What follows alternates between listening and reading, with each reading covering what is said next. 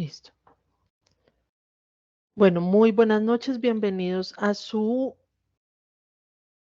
cuarta conferencia del curso de termodinámica. El día de hoy vamos a continuar y a finalizar el estudio de la primera ley. Ya hemos visto qué es calor, qué es trabajo y hemos visto cuál es la primera ley y cómo se aplica.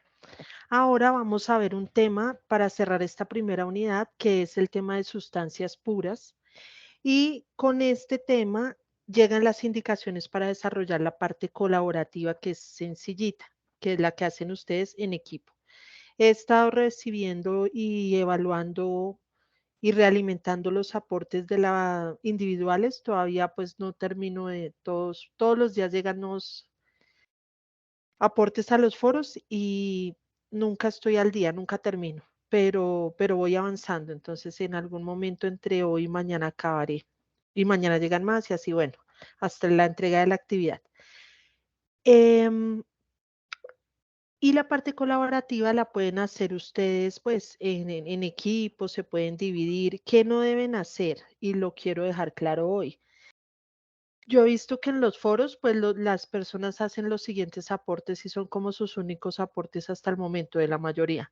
Buenas noches, dejo mi número para que hagamos el trabajo.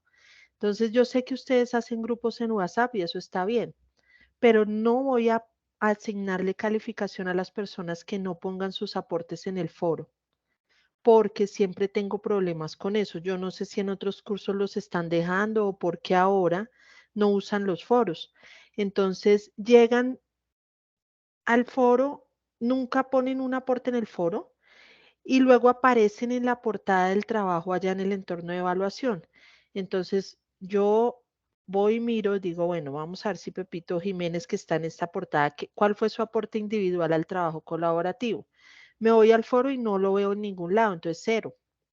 Y luego vienen las peleas, que por qué, profe, si yo me reuní con mis compañeros por WhatsApp, eso está muy bien, pero a mí no me interesa.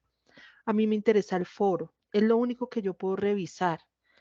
Yo no tengo otros poderes mentales ni telepatía, nada para saber que usted trabajó, solo sus aportes en el foro. Entonces, lo dejo claro hoy en esta grabación porque va a pasar.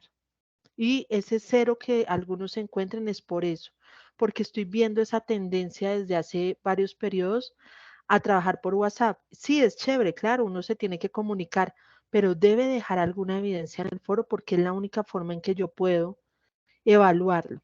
No en una portada, ¿no? Porque la portada del trabajo no me dice usted qué aportó, qué hizo, en qué ayudó. Entonces, si se organizan en WhatsApp, también organícense en el foro, por favor. Mientras existan los foros en la UNAD, toca usarlos. Listo. Entonces, vamos a empezar con sustancias puras. Las sustancias puras son todos aquellos compuestos o elementos que hacen parte de la naturaleza que son puros, es decir, que no tienen trazas de contaminantes ni de otras sustancias en ellos. Por ejemplo, nosotros no somos una sustancia pura porque somos una mezcla de cosas, de sustancias, de compuestos y demás. Em, por ejemplo, el agua es una sustancia pura siempre y cuando sea solo agua. Si tiene trazas de calcio, de hierro, de aluminio, ya no es una sustancia pura. El hierro es un elemento y si está solito, es una sustancia pura. El dióxido de carbono, el monóxido, todas aquellas sustancias que se encuentren solitas en la naturaleza, pues se denominan sustancias puras. Idealmente, porque en la teoría siempre hay por ejemplo, el aire. El aire es una mezcla de gases que si fuera una mezcla equilibrada siempre de gases, sería aire puro. Sin embargo, tiene trazas de algunos otros contaminantes y no se considera una sustancia pura generalmente. El agua que abrimos, que sale de nuestros grifos, tampoco, porque como tuvo un tratamiento químico para su purificación, es irónico, pero ese tratamiento trata de purificar el agua, pero finalmente deja trazas de sustancias usadas en el tratamiento, que no son nocivas para nosotros, pero que existen, entonces no es agua pura. Para el estudio de la termodinámica, ¿por qué es importante hablar de sustancias puras? No estoy pasando las diapositivas todavía. Porque esas sustancias son usadas como fluidos de servicio, es decir, me sirven para algo. Por ejemplo, el agua sirve un montón, sirve para alimentar una caldera y producir un vapor de calentamiento que es usado en las plantas industriales para diferentes funciones. Por ejemplo, el dióxido de carbono y otros gases son muy útiles para mover máquinas. Por ejemplo, los refrigerantes, algunos se consideran sustancias puras y son usados para los ciclos de refrigeración. Las sustancias puras, si sabemos cómo se comportan, podemos entenderlas cuando hacen parte de un ciclo termodinámico, que es lo que vamos a ver hoy. Entonces, para hablar de sustancias puras, por lo menos acá en la Tierra, tenemos que remitirnos y de su comportamiento nos remitimos a los estados de la materia que nos enseñaron por allá en tercero de primaria, cuarto de primaria. Todos vimos en la primaria los estados en ese entonces, pues, que eran sólido, líquido y gas. Estos estados son formas en que se encuentra una sustancia, la misma sustancia. Piensen en el agua, pero en diferentes estados. ¿Y de qué depende el estado o las características de él? De la configuración en que se encuentren las moléculas de esa sustancia. Cuando el agua está en estado sólido, sus moléculas, miren que los tres estados son las mismas moléculas de agua, H2O, pero en el estado sólido están organizaditas en una red. Entonces están más o menos quieticas, vibran un poco, pero no se mueven mucho. Tienen no mucha energía como para moverse, entonces prefieren estar quietas y organizadas y forman redes cristalinas. Todas las sustancias puras que se encuentran en estado sólido son quieticas y organizadas. Algunas sustancias bajo las condiciones de la Tierra, de nuestro planeta, en cuanto a temperatura y presión, no pueden estar en estado sólido porque no están configuradas o no existen para estar en ese estado sólido de forma natural. El agua sí, porque si uno va a, no sé, a un nevado, encuentra el agua sólida. O el hielo de la nevera es agua sólida aquí en la Tierra. Pues sí, hay que enfriarla, pero en condiciones naturales también la podemos ver y todos recordamos haber visto hielo en algún momento en la Tierra. Mientras que otras sustancias no, por ejemplo, nitrógeno. Nitrógeno sólido es muy extraño. Podría existir, pero no de forma natural. Me tocaría crear un ambiente especial para que él esté sólido. Entonces, no todas las sustancias se encuentran en los tres estados de forma natural. El agua sí. Por eso es un ejemplo clásico. Bien, el estado líquido tiene las mismas moléculas, pero un poco más caóticas, no mucho, pero se mueven más. Ya rompieron esa red cristalina, tienen mayor energía, son un poquito más desordenadas, mayor energía interna de la que hemos estado estudiando, tiene características especiales como amoldarse al volumen que está ocupando. Entonces, si usted la pone en un cilindro, toma la forma del cilindro. Si la pone líquida en un recipiente de otra forma, toma la forma del recipiente, cosa que no ocurría cuando estaba en estado sólido. El agua líquida todos lo conocen, todos la conocemos. De hecho, la tenemos en nuestro cuerpo. Y está el otro estado clásico, que es el gas. Entonces, allí las mismas moléculas de agua ya están en otro estado, en otra forma, tienen demasiada energía, están calientes generalmente, tienen tanta energía que no se pueden estar quietas, como los niños. Tienen mucha energía y molestan mucho porque su nivel de energético es más alto que el de un anciano, por ejemplo. Lo mismo pasa con las moléculas del gas. Tienen tanta energía que no pueden quedarse quietas, chocan entre ellas, también se amoldan al espacio que están ocupando, son caóticas y desordenadas. Entonces el nivel de caos va aumentando y el nivel energético también. La ciencia ha avanzado, perdón, discúlpenme, la ciencia ha avanzado tanto que se han encontrado otros estados. Por ejemplo, el plasma. El plasma es un estado que tiene unas características especiales que son una parte como gas y otra como líquido. Hay estados de supercríticos, se llaman. Entonces, bueno, hay otros estados que han ido descubriendo. El que esté interesado y tenga tiempo puede investigar un poco más, pero nosotros tenemos que tener en este momento claro estos tres: sólido, líquido y gas. ¿De qué depende el estado de la materia? De la temperatura y la presión. Por ejemplo, en Suecia, que es un país nórdico, donde las temperaturas son supremamente bajas, todo el tiempo las personas de Suecia ven hielo. Ven el hielo en todas partes porque el agua del entorno está en estado sólido por temperaturas tan bajas. Mientras que las personas que están en Barranquilla o en Cartagena, acá en Colombia, no ven hielo, porque la temperatura es más alta y el agua no está cómoda a esa temperatura en forma de hielo, prefiere estar en forma de gas o de líquido. Entonces depende del estado geográfico, del sitio o de las condiciones geográficas, la forma en que usted encuentre a las sustancias.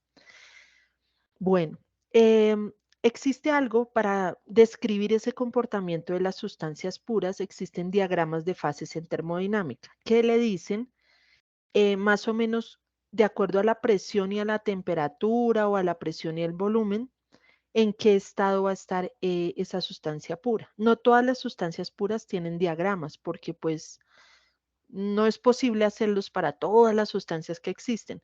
Están hechos para las sustancias más usadas industrialmente. Este que les muestro es un diagrama de fases del agua y lo vamos a tratar de entender. Entonces, este diagrama tiene un eje Y que es el de la presión. Todos los puntos de presión están en el eje Y y en el eje X está el volumen. Podría haber también una temperatura en el eje X. O sea, hay diagramas PT o PV. ¿Listo? Bueno, entonces dentro del diagrama del agua, este es clásico del agua porque si estuviéramos hablando de dióxido de carbono tendría otra forma. Pero en este del agua, esta montañita que ustedes ven rosada se llama domo y es una curva, simplemente que me ayuda a separar unas regiones que vamos a ver a continuación.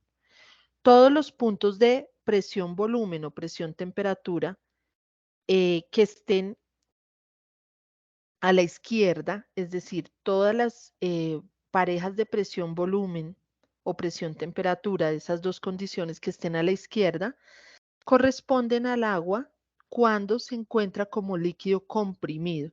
Se llama líquido comprimido al agua en estado líquido, pero un líquido, digamos, muy presionado que no quisiera volverse gas.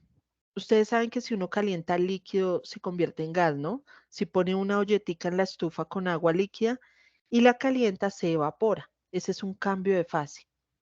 Entonces, eso lo ven en balance de materia de energía.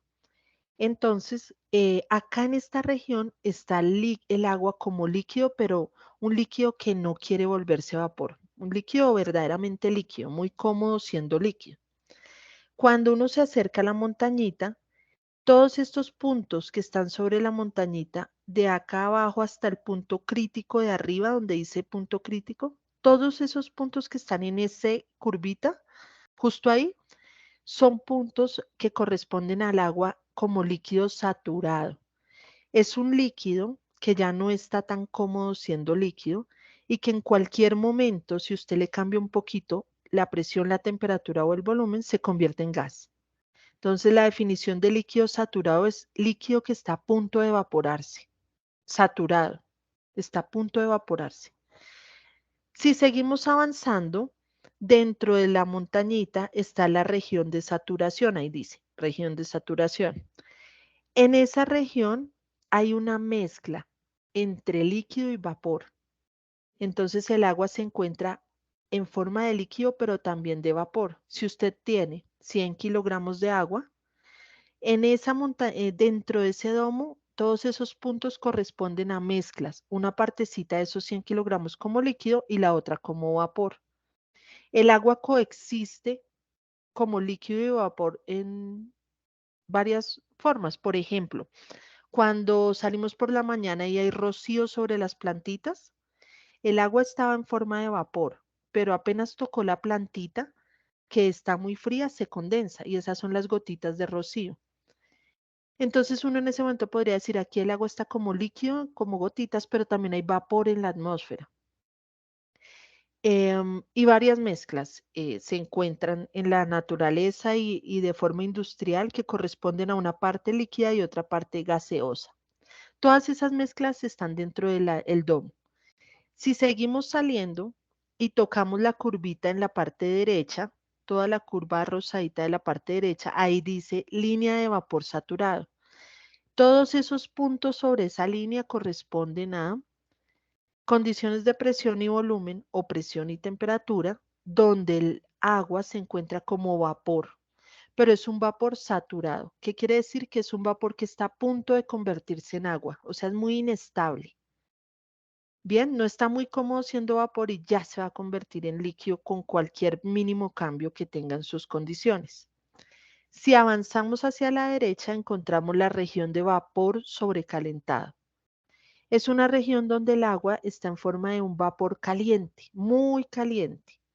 Y como está lejos de la línea de saturación, o sea, de la curvita, él no quiere condensar, no está interesado en convertirse en líquido, está muy cómodo siendo vapor.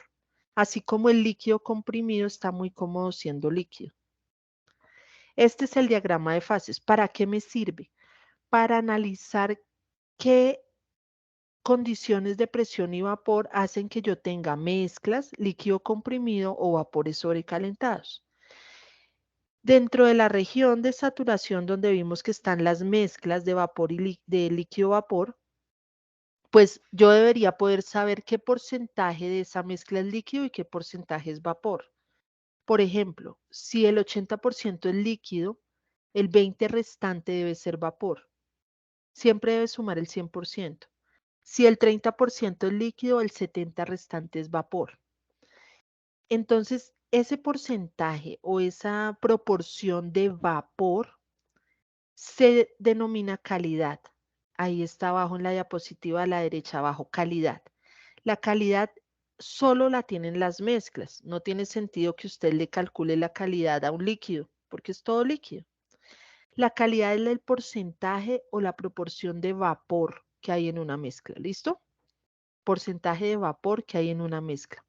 Y se calcula con esta ecuación.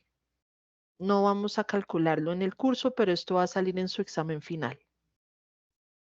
Bueno, entonces resulta que una forma de analizar estas diagramas de fases y una forma mucho más práctica para todos es con números, ¿cierto? Entonces, cada puntito que hay sobre estos diagramas tiene unas propiedades. Tiene una presión, una temperatura, un volumen, una entalpía que ya hemos visto y tiene una entropía, bueno, eso es otra propiedad termodinámica, y una energía interna. Esos datos se encuentran en las tablas termodinámicas. Entonces vamos a ver unas tablas termodinámicas. Las tablas termodinámicas se encuentran para el agua, el dióxido de carbono, los refrigerantes y uno que otro gas, pero no para todas las sustancias del universo. Las del agua son las más usadas. Las tablas termodinámicas se ven como esta que les muestro en pantalla, un montón de datos. Entonces vamos a entenderlos un poco. Primero hay que ver cómo se llama la tabla. La tabla se llama agua saturada, tabla de temperaturas. Lo que nos quiere decir es que va a hablar del agua. Y es obvio, pero a veces ustedes en este trabajo, por ejemplo, van a tener que buscar datos de un refrigerante y no sé por qué resultan buscando datos en las tablas de agua, cuando es de un refrigerante, es en otra tabla. Entonces, lo primero es tener claro de quién es la tabla. La tabla de saturación tiene una columna, la primera, que es la de temperaturas. Y esa temperatura está en Fahrenheit en este ejemplo. Pero usted también encuentra tablas en que la temperatura está en Celsius o en Kelvin o en Rankine. Al lado de la tabla de temperatura de la columna hay una columna de presión, porque a cada temperatura le corresponde una sola presión, en este caso. Listo. Luego viene dos columnas que se llaman volumen específico. Resulta que hay dos datos de volumen, si usted está hablando de un líquido saturado o un vapor saturado. Momento, para que nos ubiquemos. La tabla que estoy mostrando describe toda esta curvita, el borde, todo y lo que hay por dentro. Aparte hay una tabla de líquido comprimido y aparte hay una tabla de vapor sobrecalentado. Pero esta que estoy mostrando es solo la de adentro, la que me describe los puntos de adentro. ¿Listo? Entonces, le da a usted dos volúmenes, el del líquido saturado o el del vapor saturado, a esas mismas condiciones.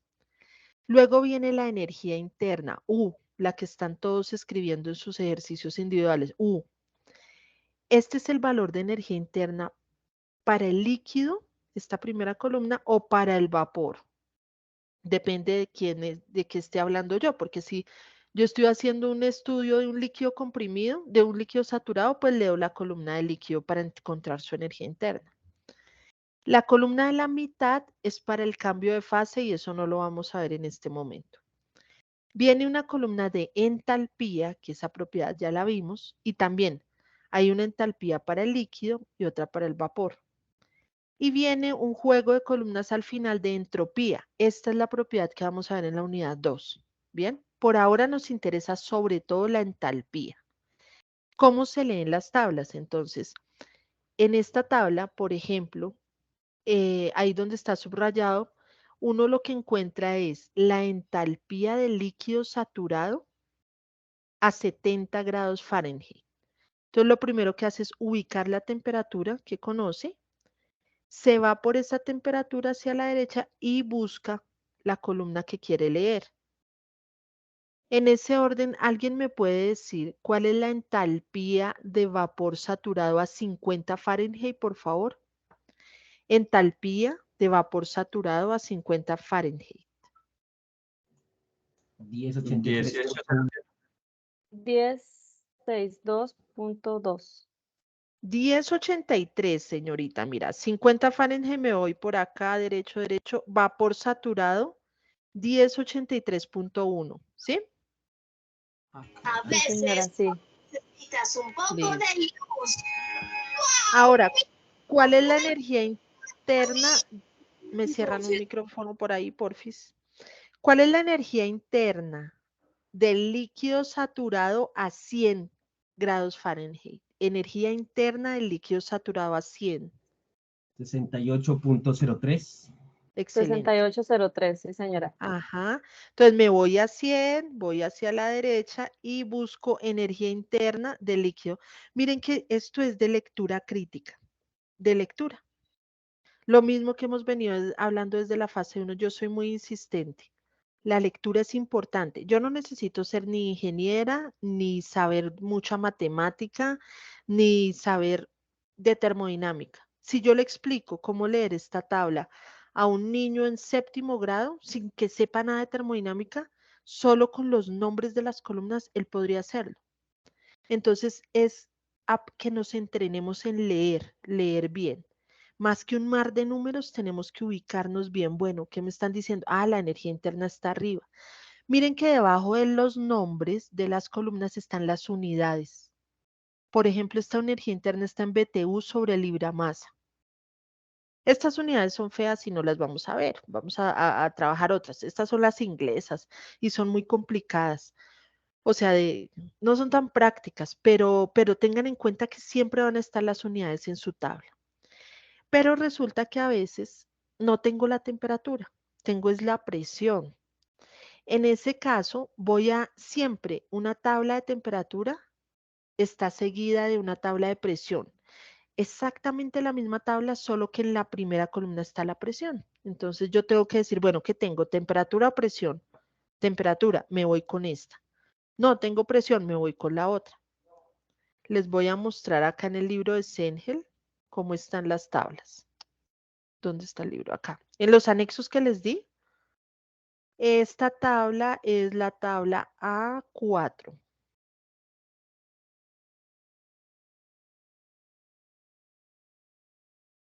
Voy para allá. Acá. Miren, la tabla A4 de la página 914 es la que estamos viendo. Pero quiero que vean, esta tabla es de 2 páginas.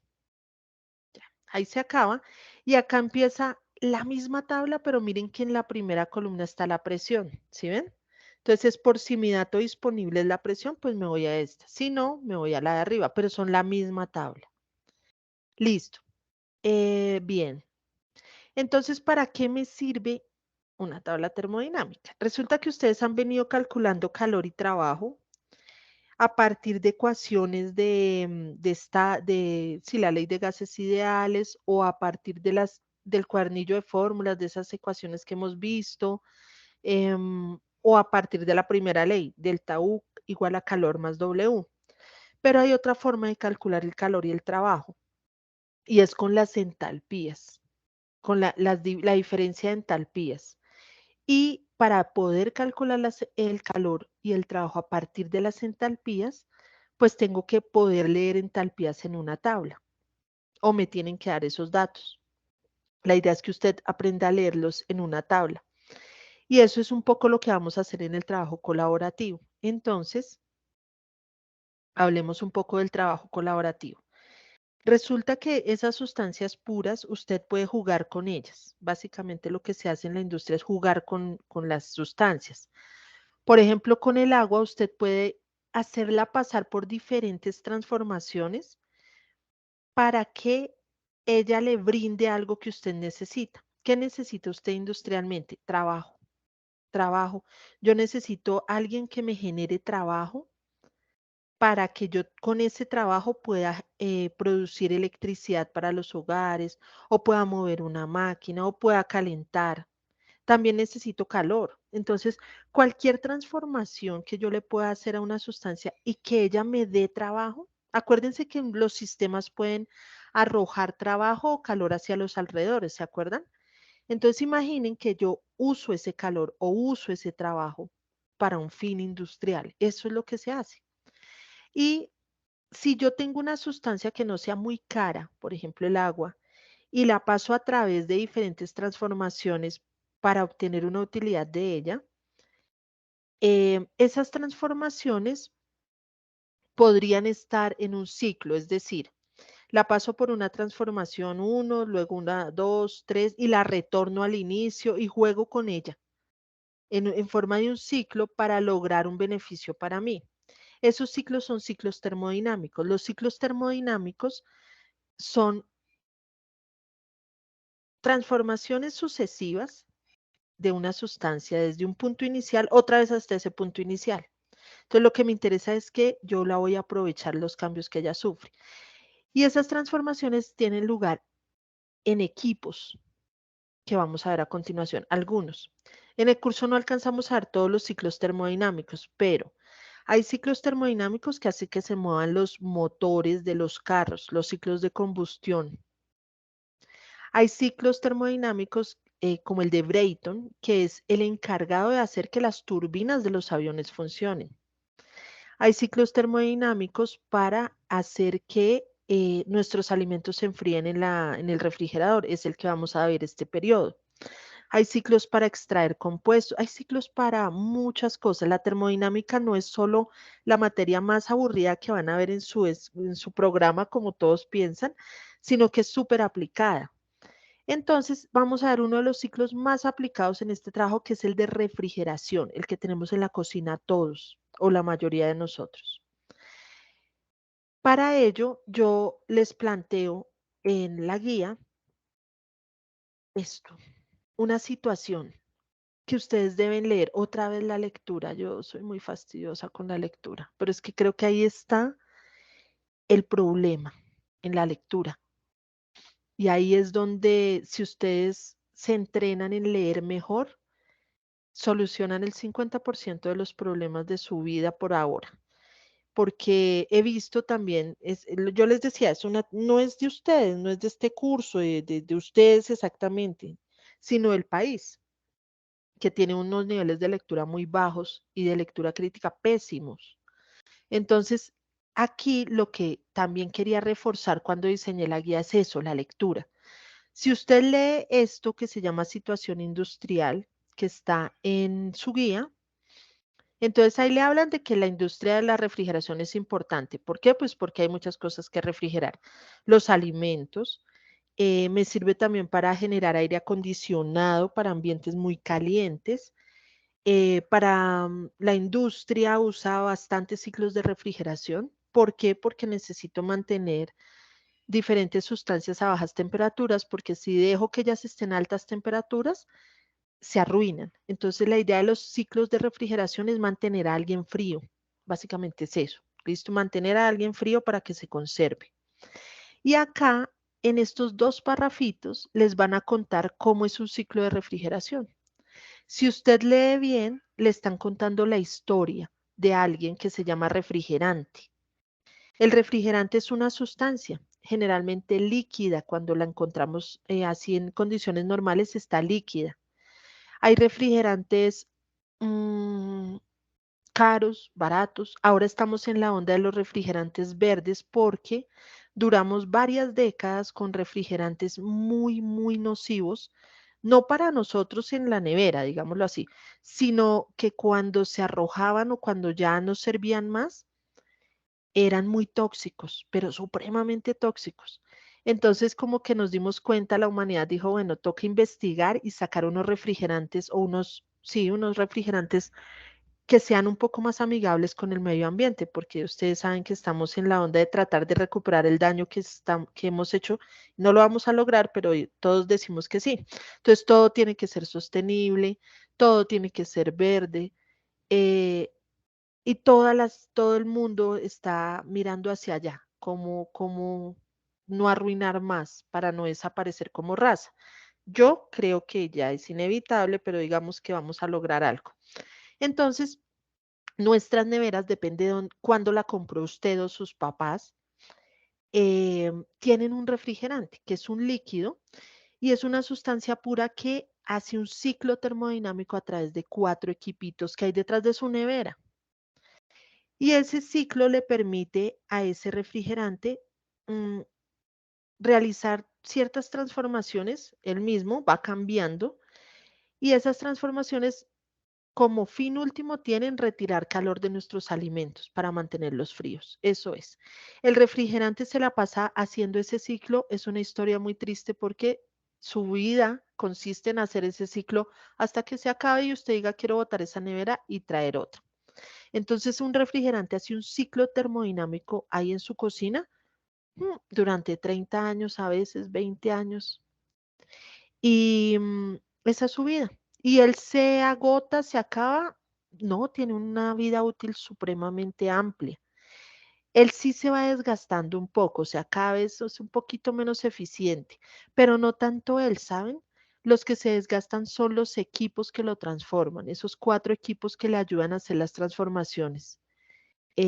Son los que se desgastan para que una nevera se dañe, pero hay unas marcas buenísimas donde duran, pregúntenle a sus papás hace cuánto tienen esa nevera, si viven o no con ellos, pregúntenle hace cuánto tienen sus neveras y la tendrá hace muchísimos años y el refrigerante todo el tiempo está haciendo lo mismo. Eso es lo que ustedes van a analizar, qué le pasa a ese refrigerante, porque él se transforma, él está primero como líquido, luego pasa a evaporarse, luego se condensa, luego vuelve y se evapora, se presiona, juego con él, lo cambio, no a él, cambio sus condiciones para que él se transforme y pueda hacer el ciclo. Entonces, hay que leer esto y a partir de esta lectura voy a hacer un diagrama de bloques, porque resulta que para entender cualquier proceso industrial, lo importante o lo que hace siempre un ingeniero o un técnico es un diagrama, porque en la mente le queda a uno como complicado. Entonces uno tiende a hacer un dibujito, un mamarrachito para entenderlo. Hay cosas muy fáciles que uno no tiene que dibujar porque las entiende rápido, pero hay otras que sí, como esta. Entonces lo primero que siempre hace uno es un diagrama. Y un diagrama, el más fácil de todos, es el de bloques. Eso es lo que vamos a hacer. ¿Cómo vamos a hacer un diagrama de bloques de estos dos parrafitos? De la siguiente forma. ¿Están por ahí todavía o ya se durmieron? Apenas llevamos media hora. ¿Vamos bien? Aquí estamos, profe. Sí, Perfecto, sí, señora. señor. Bien, Profe. entonces lo primero que hay que hacer es leer. ¿Listo? Ah, bueno, ¿qué condiciones tiene un diagrama de bloques? Los equipos que se mencionan o que se escriben, dibujan en un diagrama de bloques, se representan con bloques, por eso se llama diagrama de bloques. Entonces son rectangulitos, esos son los equipos. No tengo que ponerle mamarrachitos, corazones, pintarlo de rosado, el muñequito. No, no es la hora de ponerse creativos, son bloques. Y me perdonan si coartos toda su creatividad y su espíritu artístico, pero es que son bloques. No pongan nada más, por favor. Los bloques son equipos, ¿listo? Entonces dentro llevan el nombre del equipo. Deben estar conectados, porque si están desconectados, pues no está pasando nada. Tengo que conectarlos con flechitas. Y debo entender que esas flechitas son corrientes de donde va mi sustancia. Ya les muestro. Básicamente es eso. Entonces, vamos a hacer un ejemplo de cómo a partir de una narración o una escritura yo saco un diagrama de bloques. Este es un ejemplo que dice, una caldera produce vapor recalentado o de alta a un flujo de tanto. Este vapor se emplea para algunos procesos de la planta. La caldera es alimentada con agua que proviene de una cámara. Entonces, lo primero que digo es, bueno, me están hablando de una caldera que es un equipo. Listo, mi bloquecito rectangular y dentro nombre de caldera. Ahí ya tengo la caldera. Pero me dicen que esa caldera produce vapor recalentado, o sea que de ella sale una corriente de vapor. Esta flechita es una corriente y es vapor recalentado, le pongo el nombre. Y además me dicen que la caldera es alimentada, o sea que a ella entra una corriente de agua. Ahí dice. Y esa corriente de agua proviene, o sea, viene de una cámara de mezclado. A partir de 3 renglones ya tengo la mitad del diagrama de bloques. Fíjense que nada está torcido, son bien derechitos los bloques, tienen el nombre por dentro, ¿cierto?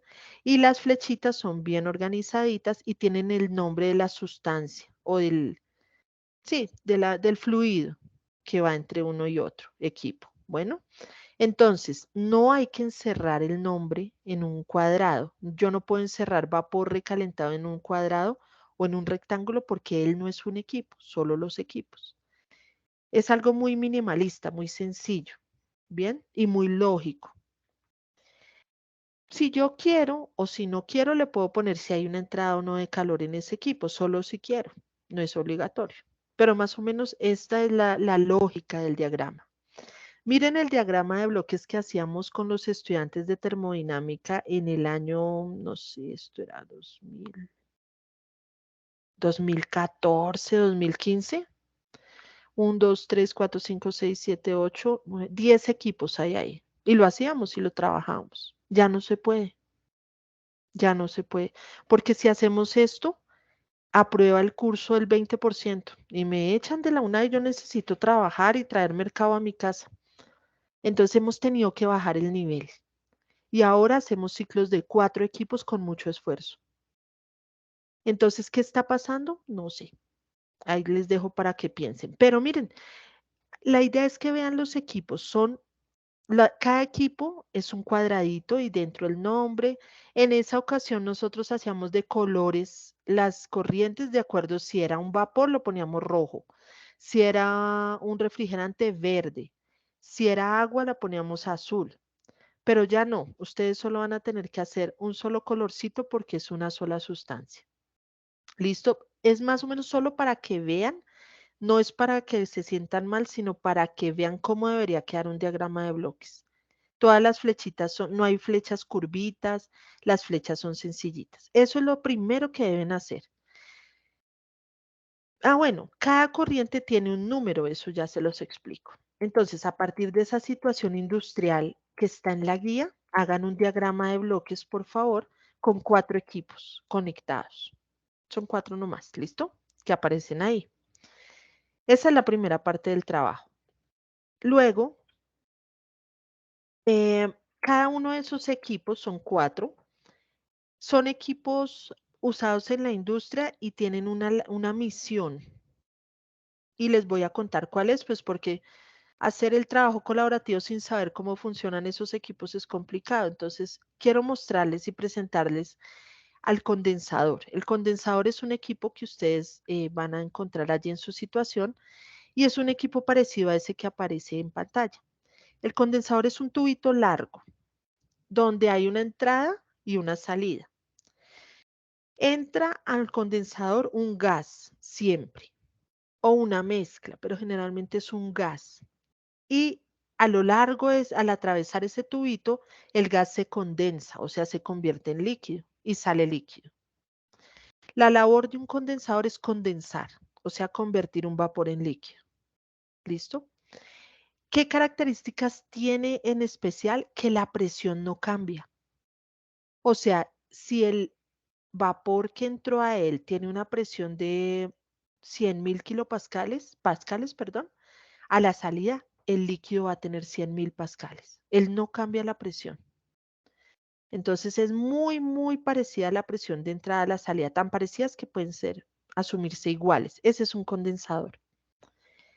Tenemos una válvula de expansión. Entonces en la industria muchas veces uno ve válvulas que están por ahí puestas en la tubería y son pequeñitas y son a veces tan pequeñitas que uno dice, pero ¿eso para qué será? ¿Eso se hará algo? Resulta que en los ciclos de refrigeración existen las válvulas de expansión y son súper importantes porque ellas expanden, como su nombre lo indica.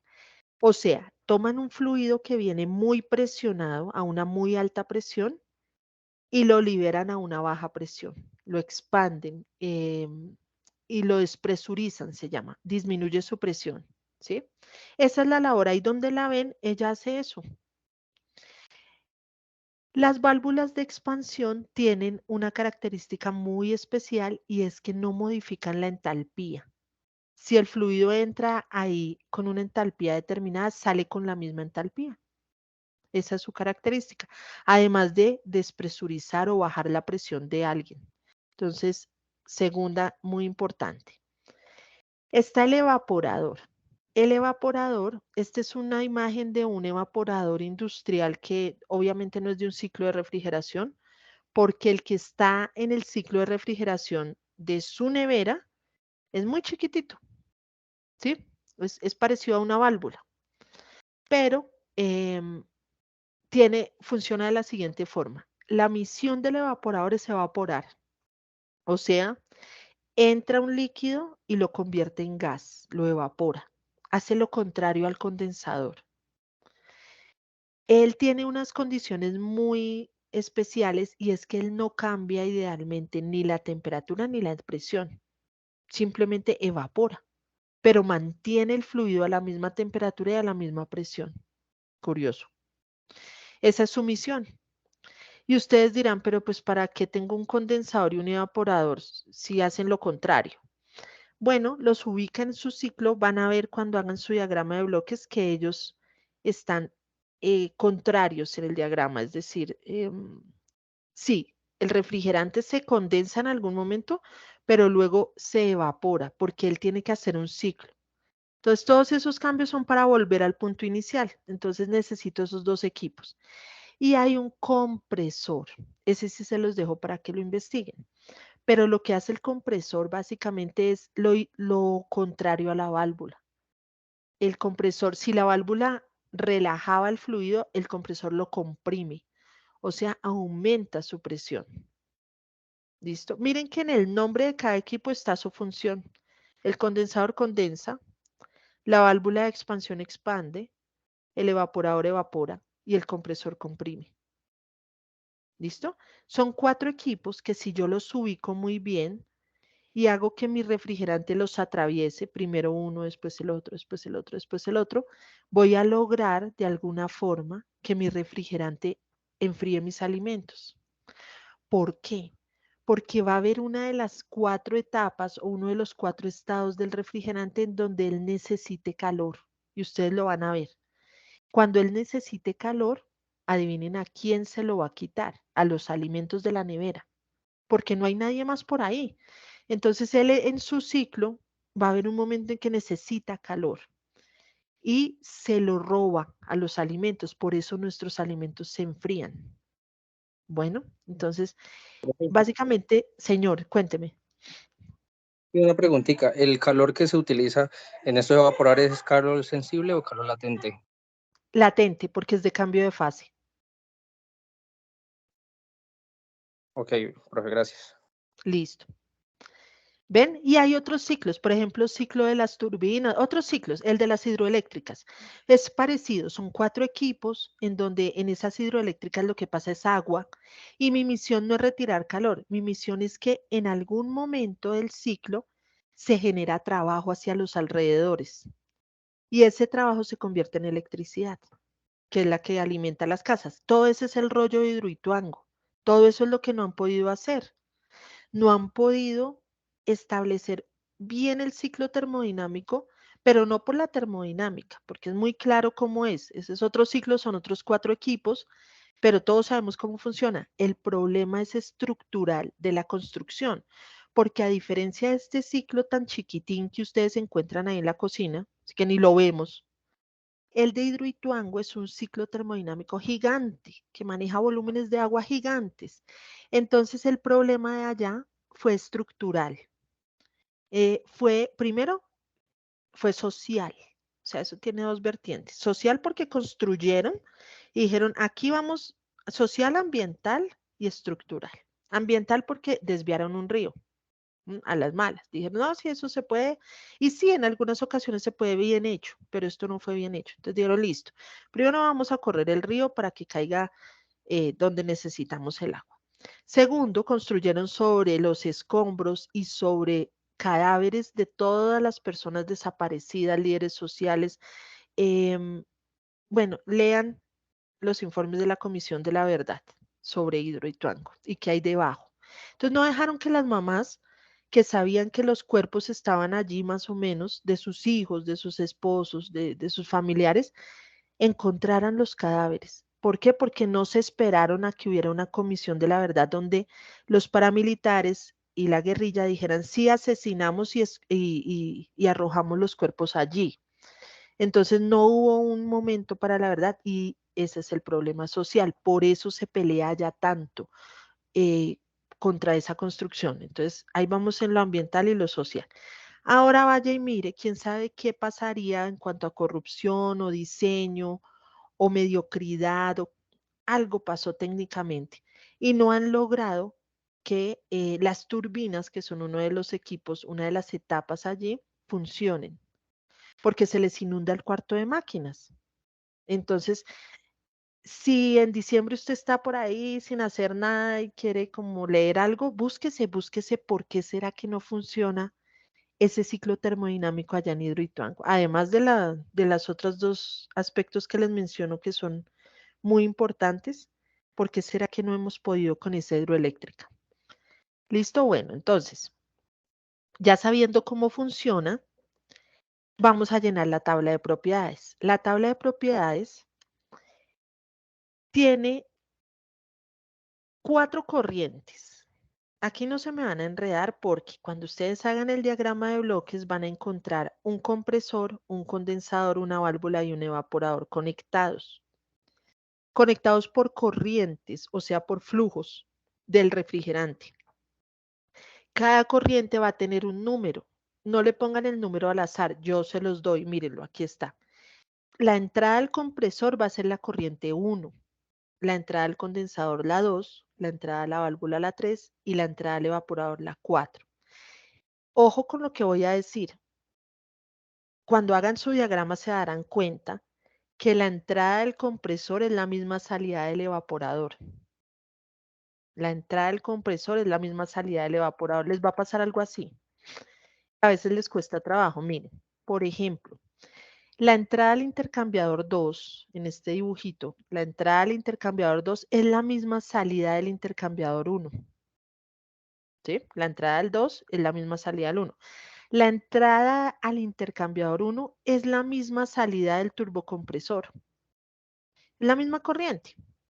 Entonces, si yo conociera la temperatura de salida del turbocompresor, por ejemplo, sabría la temperatura de entrada al intercambiador, porque es la misma corriente. Entonces les va a pasar que ustedes creen que no tienen los datos, pero sí los tienen, solo hay que analizar bien qué corriente es. Así vamos a llenar esta tabla. Primero vamos a poner el estado. ¿A qué me refiero con estado? Si es un líquido saturado, si es un vapor saturado o si es una mezcla o un líquido comprimido o un vapor sobrecalentado. ¿De dónde sacamos eso? Del enunciado de la guía. Ahí en esos 2 parrafitos, ahí dice, del compresor sale un líquido saturado. Ahí dice, solo hay que leer y venir y ponerlo. Listo. La presión de cada una de esas corrientes, yo les voy, porque estoy así buena gente esta noche, les voy a dar la presión 1 y la 2. La de la corriente 1 y la de la 2, o sea, la de la entrada del compresor y la entrada del condensador. Son esos datos. 0,14 megapascales y 0,8 megapascales. La presión 3 y 4, las de la corriente 3 y 4, no se las doy. Se asume con sentido común. ¿Cómo es eso del sentido común? Leyendo y sabiendo esto, por ejemplo, sabiendo que el condensador no cambia la presión y sabiendo que el evaporador tampoco, porque acá dice que el evaporador tampoco cambia la presión, con esas claves yo puedo llenar las presiones 3 y 4. Pónganle, esto es como un juego, esto es como un rompecabezas, es simplemente que analicen, por favor. Bueno, la temperatura. Aquí se complica un poquito más. La temperatura 1, me voy a leerla en las tablas que vimos ahorita de saturación. Con esta presión para el estado que es. O sea, con esta presión voy y busco si es un líquido saturado, así como hicimos ahorita el ejemplo, van y buscan la temperatura. Miren, acá en esta tabla, en la de presiones, porque van a tener la presión, leen la presión. Miren ustedes, acá tienen la presión 1, por ejemplo. Y digamos que el estado que les dio en el enunciado es líquido saturado. Entonces se van con la presión 1 y leen la temperatura. Ah, bueno, Doctora, en una este caso pregunta. solo hay una temperatura, señora. Es que en la situación industrial de la guía no se especifica el tipo de sustancia que se usa como refrigerante. Excelente pregunta. Sí, señora. Tengo que darle el refrigerante. Claro que sí, ya le digo en qué tablas lee. Sí, señora, muy buena pregunta. Vale, gracias. Voy para allá. Entonces, lee la tabla lee la temperatura en las tablas. La temperatura 2 se lee, pero en tablas de vapor sobrecalentado. Ya les muestro cuál. Y la 3 se lee en tablas de saturación. Y la 4 se asume por sentido común. Debe ser que es igual a alguna de estas 3. Y ahora la entalpía. La entalpía para la corriente 1 también la leen en las tablas. La 2 yo se las doy. La 3 la leen en las tablas y la 4 se asume, según lo que hemos visto. Así se llena la tabla de propiedades. Traten de hacerlo. Nos vamos a volver a ver esta semana, pero traten de hacerlo. A ver cómo les va. Ahora sí miro lo de la señorita, porque si no sabemos cuál es el refrigerante, ¿cómo le hacemos? Yo acá no les dije nunca no.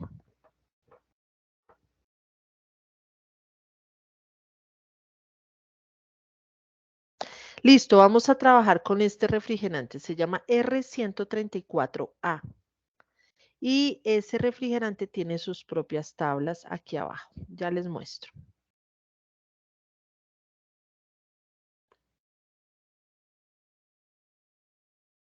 Agua, agua, vapor de agua, agua comprimida, hielo.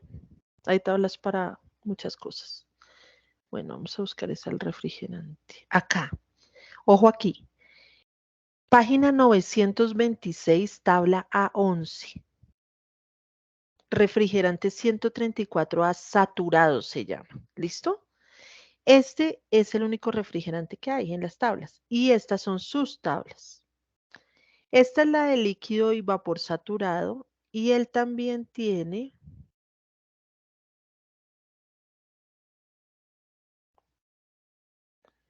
sobrecalentado, miren. Tiene tablas para su estado sobrecalentado. Ahí van a tener que leer. ¿Cómo leen?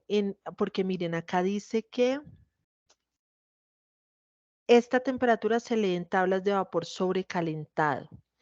Estas tablas de vapor sobrecalentado son un poquito diferentes a las que acabamos de analizar. Las tablas de vapor sobrecalentado, primero dicen en el título que son de vapor sobrecalentado. Segundo, tienen cajitas. Miren, ¿sí ven que son como cajitas? Cada cajita tiene una sola presión. Entonces, cada cajita está a una sola presión. Y dentro de cada cajita, primero yo busco mi presión y digo, listo. Si mi presión es de, por ejemplo, 0.10 megapascales, entonces escojo esta cajita. Listo. Y allí en esa cajita busco la temperatura en la primera columna y con la temperatura leo en esa cajita los datos de volumen, energía interna, entalpía y entropía. Solo tiene un dato para cada temperatura, porque todo es vapor sobrecalentado. Entonces, esa es otra forma de leer los datos para vapor sobrecalentado. Es refrigerante 134. Si ustedes quieren repasar cómo leer bien unas tablas termodinámicas, yo sé que me han ignorado este OVA, pero ha llegado el momento de presentarlo. Acá arribita en aprendizaje, ¿sí está? Sí. En contenidos de la unidad 1, aquí abajito, dice OVA, León Carolina. Entonces yo una noche me puse a hacer este OVA, lo recuerdo muy bien, y es un OVA de cómo leer las tablas termodinámicas. Es cortito y tiene ejercicios y tiene una actividad en línea, entonces, si ven, me hizo quedar mal. Es este. Véanlo si quieren, quieren pues reforzar su lectura de tablas porque lo diseñé fue para eso, miren. Hay una actividad previa, está el videíto, yo hice un videíto, un quiz sobre cómo leer las tablas. Ese es el OVA que está ahí. Bueno, por si quieren hacerlo.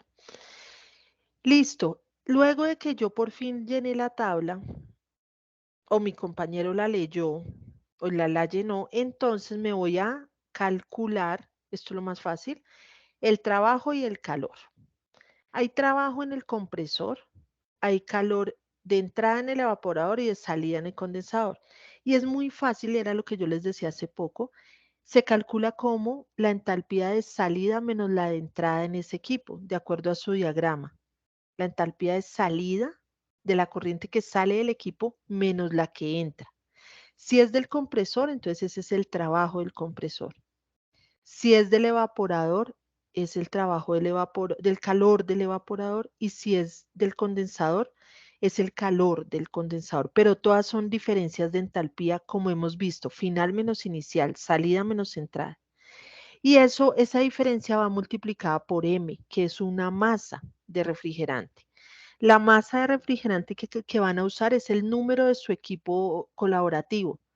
Por ejemplo, 54 es mi grupo colaborativo. Entonces, mi masa es 54 kilogramos por segundo. Yo paso por los foros y les voy a escribir todo esto, pero lo estoy explicando. Mi masa es el número de grupo colaborativo en kilogramos por segundo.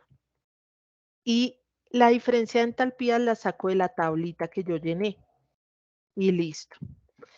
Hay una tarea por 8 puntos que es investigar 3 aplicaciones de la refrigeración a nivel industrial, describirlas muy brevemente y enviármela por correo interno. El plazo es el domingo 8 de octubre a la medianoche si quiere obtener 8 punticos. ¿Listo? Ahora sí, ¿qué inquietudes tienen? ¿Están en shock? Pues mi tutora, yo creo que hasta el momento todo está súper claro, sin embargo, creo que sobre la marcha, realizando los ejercicios es donde uno se da cuenta como qué le faltó. Sí, siempre. Yo quisiera que todos participaran. Si fueran 5, sería chévere porque uno diría, bueno, ustedes 2 hagan el diagrama, usted vaya haciendo lo de las entalpías y otros 2 van haciendo otra cosa. Pero yo sé que la vida real no es así. Entonces, si tienen un buen parcero de trabajo en su equipo colaborativo, tienen un buen equipo, distribúyanse porque esto se puede distribuir. ¿sí? Yo no digo, todos tienen que hacer todo, no, sean estratégicos. Si no, mis condolencias, le toca hacerlo solo. Cuente conmigo como parte de su equipo colaborativo, yo le ayudo ahí. ¿Qué va a pasar? Que la mayoría, todos sabemos, va a llegar el 10 de octubre, 11 de octubre a las 10 de la noche a tratar de hacer esto. Y pues no se va a poder. Les propongo que nos veamos el sábado en un CIPAS por la mañanita tipo 10 para ver cómo vamos con esto. ¿Sí les parece? Creo que ustedes, que son los que siempre asisten, ya la mayoría han salido de sus ejercicios individuales. Creo que han avanzado. Yo ya estoy haciendo observaciones para que les quede todo ok. Vamos bien. Entonces ya podemos meterle la ficha al trabajo colaborativo. ¿En dónde se entrega? Vean, acá, pues para que no me entreguen en cualquier formato, está este Excel.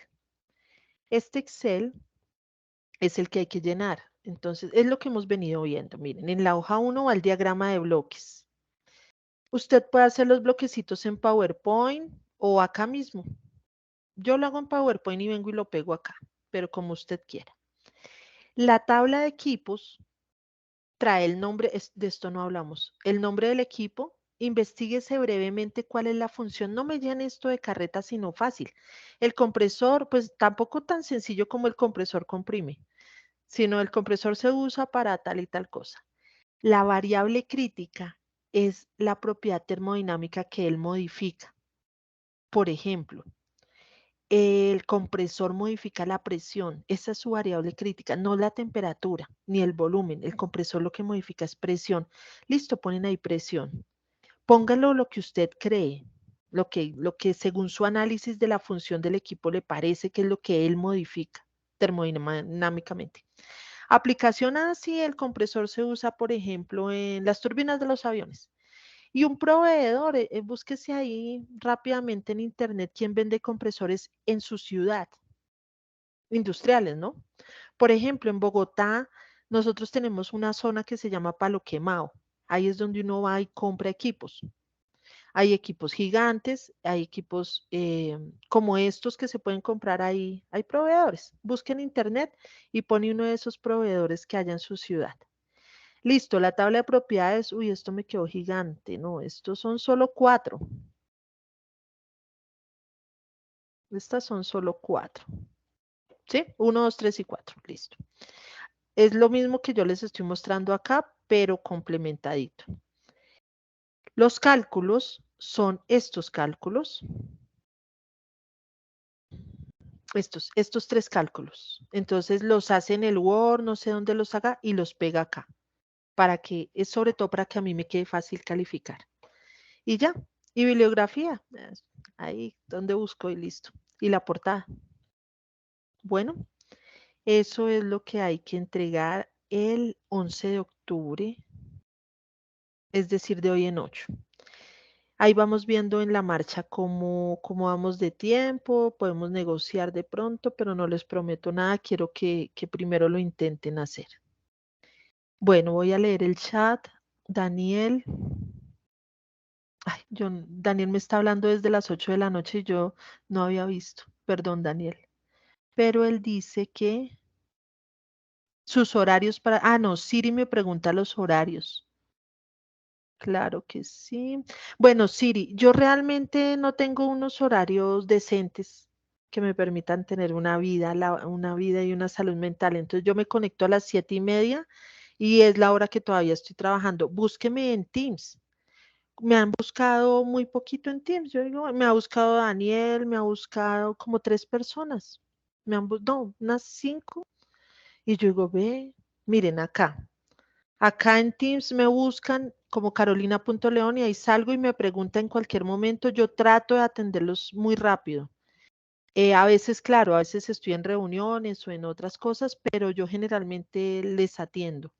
Me mandan foticos de cómo van y yo les voy haciendo correcciones, Siri. Entonces búscame por Teams, porque Skype ya no manejamos, por ejemplo.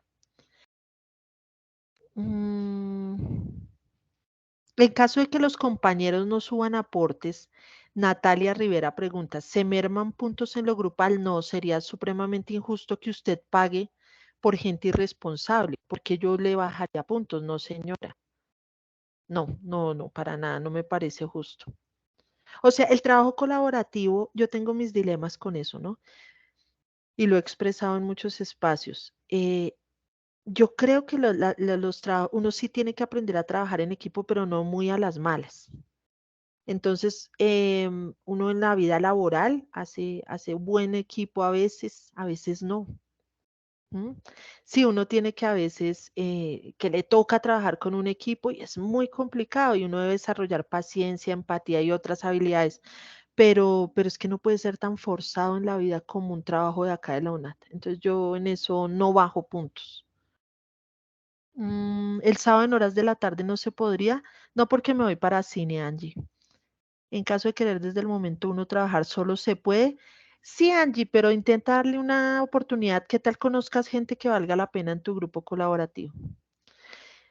Entonces, siempre dale la oportunidad, ten la puerta abierta y cierra esa puerta no desde el inicio, sino digamos, sí, ya uno va viendo, ¿no? Qué personajes le tocaron. Y si llega un momento en que uno dice, uy, no, de verdad que yo con esta gente no puedo, voy a solicitar trabajar sola. Pero no cierres la puerta desde el primer día porque podrías perderte de conocer a alguien que valga la pena laboralmente. Listo, entonces nos vemos el sábado a las 10 de la mañana con los que puedan para ver dudas sobre este diagrama y les subo la grabación el sábado al mediodía al foro para que si no pudieron asistir, pues vean las dudas de sus compañeros.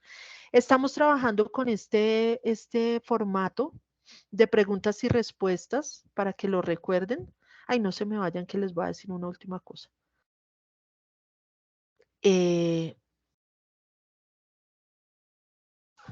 Acá.